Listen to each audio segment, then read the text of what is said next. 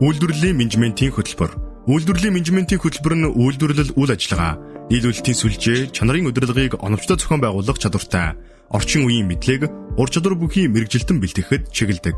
Бодит кейс, практик сургалтаар дамжуулан үйлдвэрлэлийн орчны асуудлыг шийдвэрлэх, үр ашиг, бүтээмжийг нэмэгдүүлэх чадварыг эзэмшинэ. Тухайн хөтөлбөрөөр эзэмших ур чадварын хувьд үйлдвэрлэлийн төлөвлөлт болон хяналт, нийлүүлэлтийн сүлжээний удирдлага, чанар болон бүтээмжийн удирдлага, лин процесс сайжруулалт, аналитик сэтгэлгээ, багаар ажиллах чадвар, асуудал шийдвэрлэх чадвар. Хөтөлбөрийн давуу талын хувьд үйлдвэрлэлийн менежмент хөтөлбөр нь практик суурилсан сургалтаар дамжуулан үйлдвэрлэлийн бодит орчинд шууд хэрэгжих ур чадварыг олгодог. Оюутнууд нийлүүлэлтийн сүлжээний цогцоолголт эзэмшиж, лин болон процесс сайжруулалтын арга зүйг ашиглан бүтээмж чанарыг зэрэг сайжруулах чадвартай болно. Мөн өгөгдөл суурилсан шийдвэр гаргалт, систем сэтгэлгээг хөгжүүлснээр байгууллагын үйл ажиллагааг үр ашигтай удирдах боломж бүрдэнэ.